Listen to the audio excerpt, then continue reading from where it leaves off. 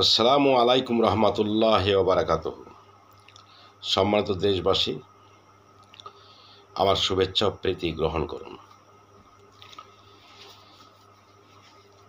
জুলাই আগস্টের মধ্য দিয়ে অভ্যুত্থানকারীদের কথিত ফ্যাসিবাদ হাসিনা সরকারের পতন হয়েছে। এই গণঅভ্যুত্থান নিয়ে অনেক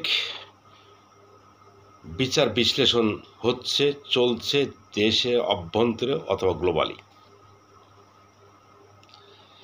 এইখানে এই অভ্যুত্থানের মধ্যে একটা কথা অত্যন্ত বেশি আলোচিত হয়েছে, সেটা হচ্ছে ম্যাটিকুলাস ডিজাইন প্ল্যান। এই ম্যাটিকুলাস ডিজাইন প্ল্যানটা কি? ম্যাটিকুলাসের বাংলা অর্থ হয় অতি সতর্ক এবং সুবিবেচনাপূর্ণ, আর ডিজাইনটা হচ্ছে অঙ্কন বা আঁকা, অর্থাৎ প্ল্যানটা পরিকল্পনা। তাহলে একসঙ্গে যদি এর ভাবার্থ হয়, শুধু শব্দার্থ দিয়ে সব কিছুকে বিচার করা উচিত নয়, এর ভাবার্থ দিকটাকে বিচার করতে হয় বা বিশ্লেষণ করতে হয়। তাহলে ম্যাটিকুলাস ডিজাইন প্ল্যান এর অর্থ হবে অত্যন্ত সতর্কপূর্ণ পরিকল্পনা অঙ্কন। আর এইটা তাহলে গণঅভ্যুত্থানটা যে বলেছে যে ৩৬ দিনের, এই কথাটা একটা ভুয়া ভাওতাবাজি বানোয়াট কথা।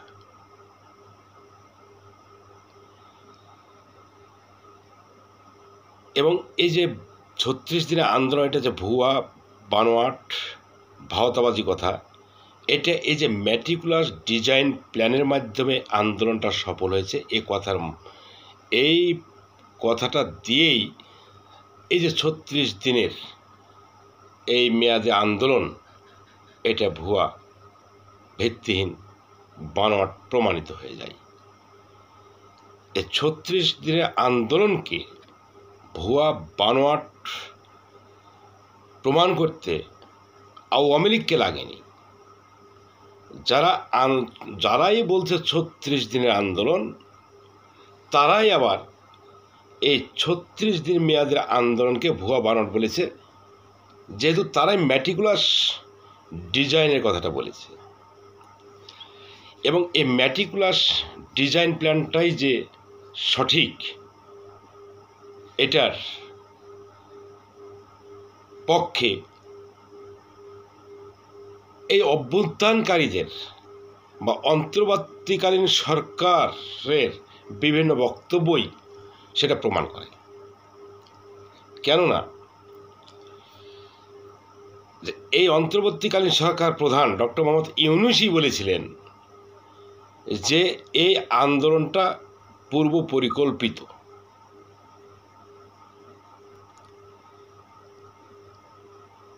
এর মাস্টার মাইন্ড ছিল তারই উপদেষ্টা, বর্তমান উপদেষ্টা মাহফুজ আলম। এই মাহফুজ আলমকে তো সবাই, দেশবাসী এখন চিনে গেছে। সেটা ওই মাহফুজ আলম ছিল জঙ্গি সংগঠনের নেতা, অর্থাৎ জঙ্গি সংগঠন বলতে হিজবুত তাহরীর, যেটা বাংলাদেশের নিষিদ্ধ সংগঠন। শুধু বাংলাদেশে নয়, বিশ্বে অনেক দেশে নিষিদ্ধ সংগঠন। তাহলে এই ডক্টর মোহাম্মদ ইউনূস, ওই হিজবুত তাহরীর, জামাত ইসলাম, এদের সমন্বিত একটা পূর্ব পরিকল্পনা ছিল, যার জন্য এই ছাত্রদের কোটা বিরোধী আন্দোলন একটা ইস্যু তারা অনেক দিন ধরে ঘুরছিল। এরকম একটা আন্দোলন যারা ওত পেতেছিল, এমন একটা আন্দোলন যখন পেল, তখন তারা জানল যে এই কোমলমতি ছাত্ররা এই ম্যাটিকুলাস ডিজাইন প্ল্যানটার এরা কিছু বুঝে না, রাজনীতির কিছু বুঝে না, অভ্যুত্থান বুঝে না, জঙ্গি সংগঠন বুঝে না, এরা অত্যন্ত সহজ সরল। এদের এখন পর্যন্ত চিন্তাভাবনা ছোট্ট, সেটা হচ্ছে শিক্ষা শেষে চাকরি, এবং সেটা মেধাভিত্তিক চাকরি। এই যে এদেরকে এই অনুপ্রাণিত করলো, কিন্তু অন্তরালে তাদের যে ষড়যন্ত্র ছিল সেটাকে লুকিয়ে রেখেছিল, ছাত্রদের সামনে প্রকাশ করেনি, কেবল তাদেরকে ব্যবহার করে নিয়েছে।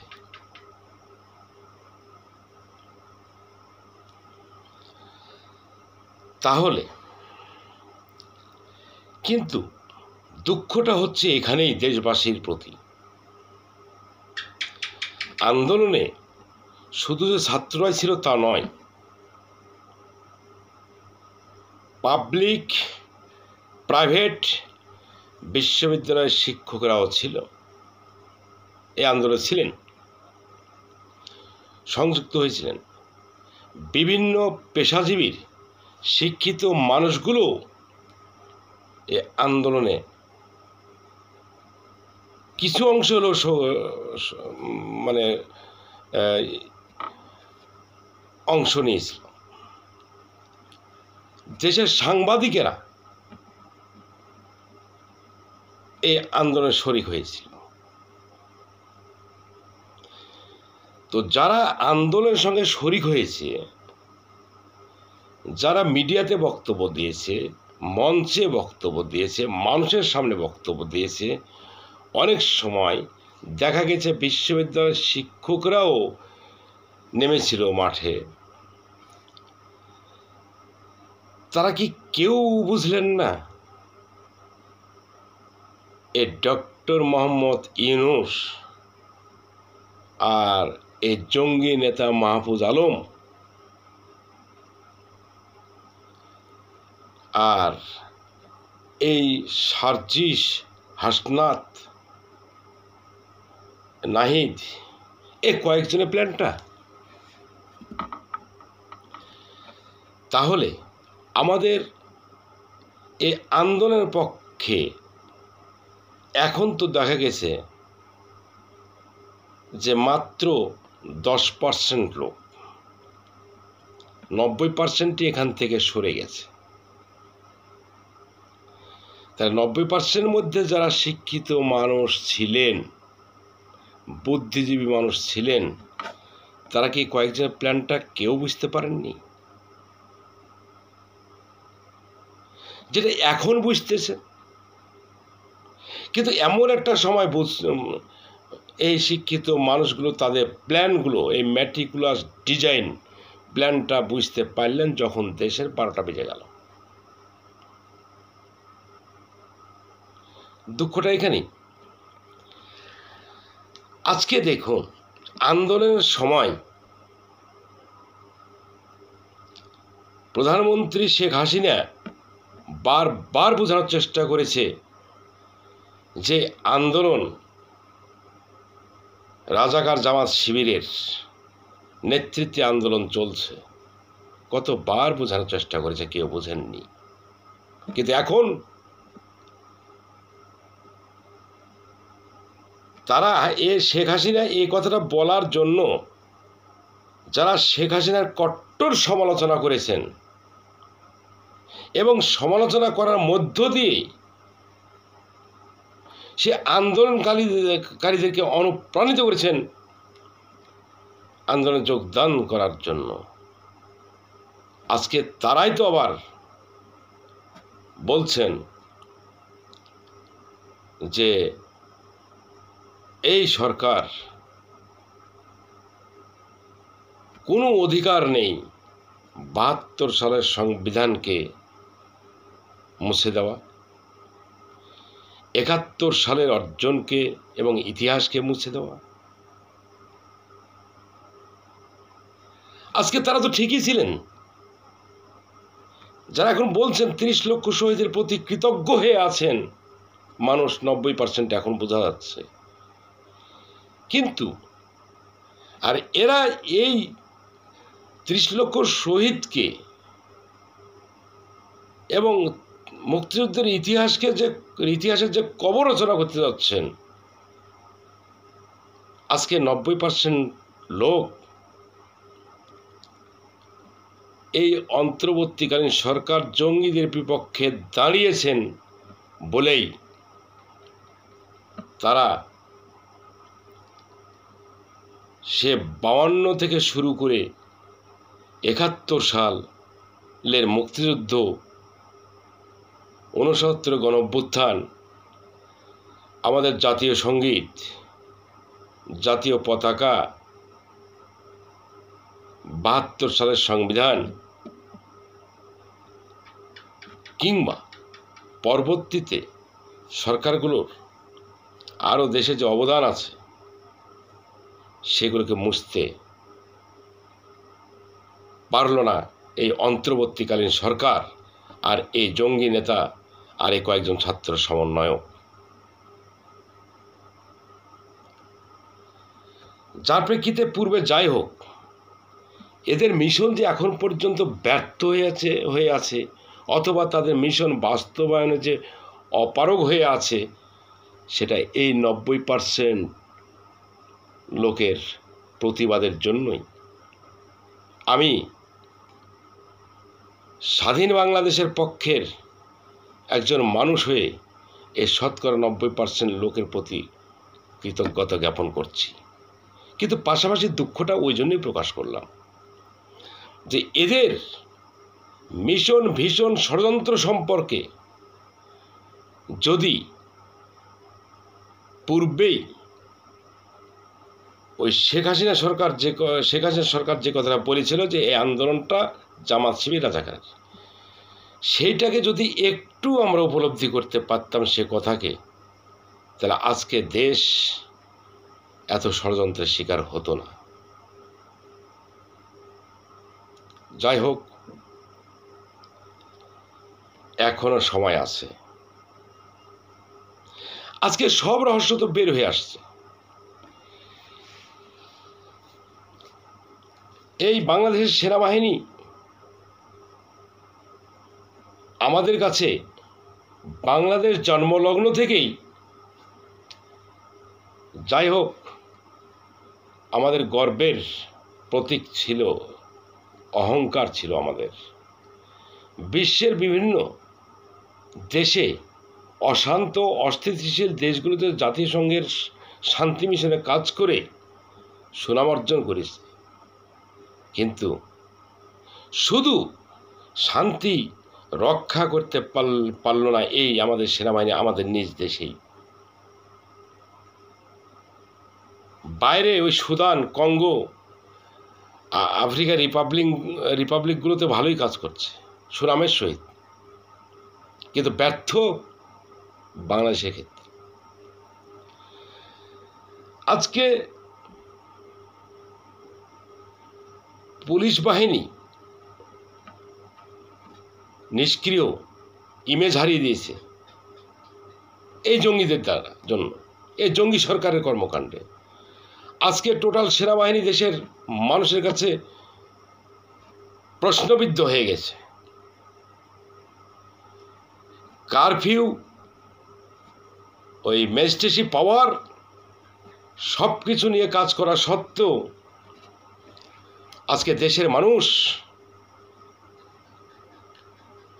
অর্থাৎ সাধারণ মানুষ, ওই ষড়যন্ত্রকারী, ওই মেটিকুলাস ডিজাইন প্ল্যানারদের কাছে অথবা জঙ্গিদের কাছে অসহায় হয়ে গেছে। এত বড় শক্তিশালী সেনাবাহিনী পর্যন্ত মনে হচ্ছে যে অসহায় হয়ে গেছে।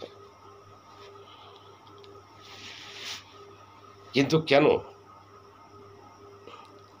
আজ রাষ্ট্রের স্বাধীনতা, সার্বভৌমত্ব, রাষ্ট্রীয় কাঠামো, আইন আদালত, আইনের শাসন সব কিছুই ভঙ্গুর। কিন্তু দেশের টাকায় তো সব বাহিনী তো আছে, পুলিশ বাহিনী আছে, বিজিবি আছে, আনসার বাহিনী আছে, সেনাবাহিনী আছে, সিভিল প্রশাসন আছে, নাই শুধু একটাই ব্যক্তি, সেটা হচ্ছে প্রধানমন্ত্রী শেখ হাসিনা।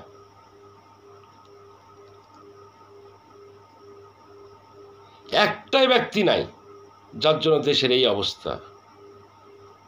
আজ মানুষের সামনে যে ধর্ষণ করে, ধর্ষিতা নারী অসহায়, ধর্ষকরা দাপটের সঙ্গে ঘুরে বেড়াচ্ছে, ছিনতাইকারীরা দাপটের সঙ্গে ঘুরে বেড়াচ্ছে, কিন্তু যে ছিনতাইয়ের শিকার সে সব হারিয়ে অসহায় হয়ে যাচ্ছে। লুটপাট, আমার বাড়িতে অগ্নিসংযোগ করলে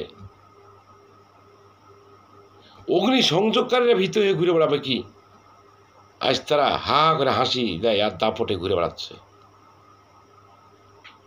আর অগ্নি সংযোগ যে বাড়িতে হলো, সে বাড়ি এলো অসহায় হয়ে গেছে, আইনের কাছে যে কোনো স্থান নেই। সবাই তো আছে, নেই কে? শুধু নাই একটাই ব্যক্তি, শেখ হাসিনা। তাহলে ওই একটা ব্যক্তি থাকাতে দেশের কি অবস্থা ছিল, আর না থাকাতে আজকে দেশের অবস্থা কি? সেনাবাহিনী নিষ্ক্রিয়, পুলিশ বাহিনী নিষ্ক্রিয়, আনসার বাহিনী নিষ্ক্রিয়।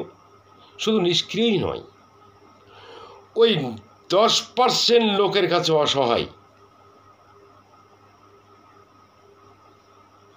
ওই আনসার বাহিনী, সেনাবাহিনী, পুলিশ বাহিনী সহ 90% লোক। আজ আরেকটা দুঃখ লাগে, বিএনপির মতো একটা বৃহত্তম রাজনৈতিক দল কি করে, যার বারবার রাষ্ট্র পরিচালনার দক্ষতা আছে, যার ঘরে ঘরে কর্মী আছে, আজকে সে বিএনপিও তাদের এই ম্যাটিকুলাস ডিজাইন, তাদের কনস্পিরেসি বুঝতে অক্ষম হয়ে গেল। জাতি কি এতটাই মেধাশূন্য হয়ে গেছে? দেশের রাজনীতি কি এতটাই মেধাশূন্য হয়ে গেছে? রাজনৈতিক দলগুলো কি এতটাই মেধাশূন্য হয়ে গেছে যে তাদের ষড়যন্ত্র কেউ বুঝতে পারল না? কিন্তু বুঝেছিল তো একটাই মানুষ,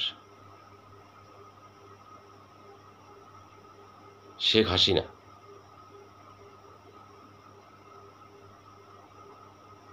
তাহলে দেশের 90টা মানুষ যদি এ কয়েকজনের ষড়যন্ত্র বুঝতে না পারে, তাহলে এই 90টা মানুষের কাছে গণতন্ত্র তো হুমকির মুখে, গণতন্ত্র তো ঝুঁকির মুখে থাকবে। যদিও কথা বলা উচিত নয়, হয়তো মনে হবে যে আমি গণতন্ত্র চাই না, সেটা কথা নয়।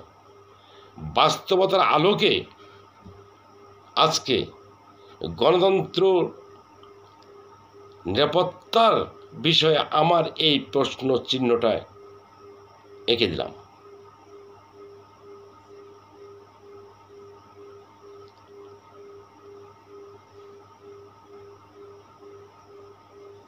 আজকে সব রহস্য তো বের হয়ে আসছে।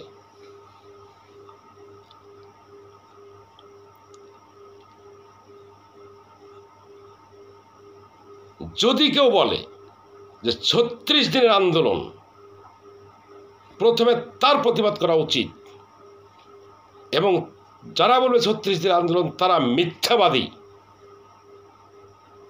কারণ তারা যে সরকারকে নিয়োগ দিয়েছে তারাই বলেছে পূর্ব পরিকল্পিত। 36 দিন মেয়াদের আন্দোলন তার পূর্ব পরিকল্পিত হয় না, এটা অনেক দিনের। আর এটা হচ্ছে ম্যাটিকুলাস ডিজাইন, অতি সতর্কতামূলক প্ল্যান, নকশা, অঙ্কিত প্ল্যান, পরিকল্পনা। তাহলে কি আপনি বলবেন 36 দিনের? তাহলে যারা বলছে 36 দিনের তারা মিথ্যাবাদী। না হয় ডক্টর ইউনূস মিথ্যাবাদী। তবে এটা তো অবিশ্বাস্য একটা ব্যাপার যে জাতি কি করে বিশ্বাস করতে পারে ৩৬ দিনের আন্দোলনে একটা নির্বাচিত সরকারের এত বাহিনী থাকতে পতন ঘটতে পারে। এটা অসম্ভব। ওই ৩৬ দিনের আন্দোলনে ওই আমেরিকা থেকে দুটা কিস্তিতে $৫০ মিলিয়ন আসেনি।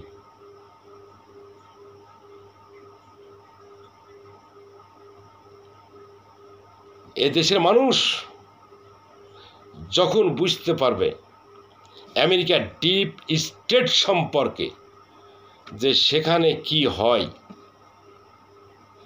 তখনই বুঝতে পারবে যে ৩৬ দিন আন্দোলন যারা বলছে তারা কত বড় ভাওতাবাজ, কত বড় মিথ্যাবাদী। কারণ মেটিকুলাস ডিজাইন প্ল্যানের সঙ্গে যুক্ত বারবার আরেকটা জিনিস যুক্ত হয়েছে, সেটা হচ্ছে আমেরিকার ডিপ স্টেট।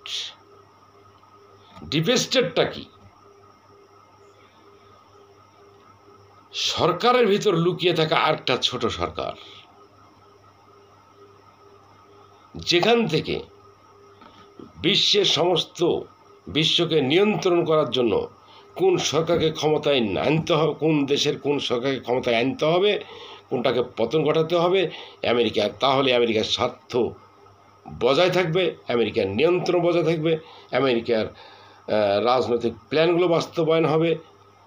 ওই ডিপ স্টেট থেকে সব পরিচালিত হয়, সব প্ল্যান হয়। ৩৬ দিনে এগুলো সম্ভব নয়। এগুলো শুধু সাধারণ মানুষকে একটা ধোঁকা দিয়ে বোকা বানানোর জন্য এই ৩৬ আন্দোলন বলা হচ্ছে। তবে যাই হোক, আজকে দেশের অবস্থা সবাই আমরা বুঝতে পারছি। বিএনপির মতো একটা এত বড় রাজনৈতিক, বৃহত্তম রাজনৈতিক দল যে বারবার ক্ষমতায় আসে, রাষ্ট্র পরিচালনার অভিজ্ঞতা আছে, রাষ্ট্রের তারা পলিসি মেকার, অথচ তারাও ব্ল্যাকমেল হয়ে গেল এই ডক্টর মোহাম্মদ ইউনূস আর মাহফুজ আলম, সার্জিস নাহিদদের কাছে।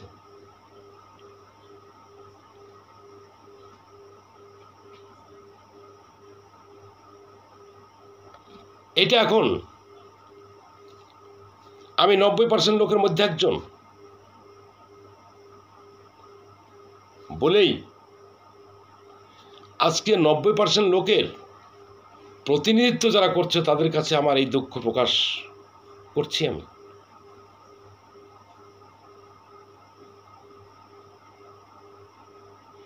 আওয়ামী লীগ খারাপ হয়েছে, রাষ্ট্র পরিচালনা করতে ব্যর্থ হয়েছে, অথবা রাষ্ট্রে অনেক খারাপ করে গেছে, সেখান থেকে মানুষ শিক্ষা নিয়ে তো বিএনপিকে ভোট দিত, তবু তো একটা নির্বাচিত সরকার আসতো, জনপ্রতিনিধি সরকার আসতো। এই ৯০% লোকের মধ্যে সিংহভাগ মানুষের সমর্থনে বিএনপি সরকার গঠন হতো, তবু তো সেটা জনগণের সরকার হতো। সেটাও ব্ল্যাকমেল। তারপরেও এখন কি করে এই অসাংবিধানিক, অবৈধ এ 10% লোকের সমর্থিত সরকার ৯০% লোককে ঘুরপাক খাওয়াচ্ছে, দেশের সেনাবাহিনী, পুলিশ বাহিনী, বিজিবি, সকল বাহিনীকে সহ।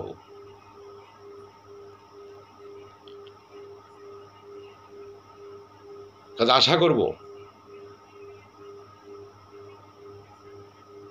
দেশের স্বাধীনতা, সার্বভৌমত্ব রক্ষা সহ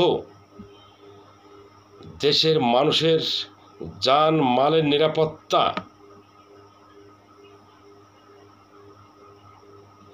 রাষ্ট্রের কল্যাণ, স্থিতিশীলতা, আইনের শাসনের প্রতিষ্ঠা আজ ভঙ্গুর অর্থনীতির পুনরুদ্ধার,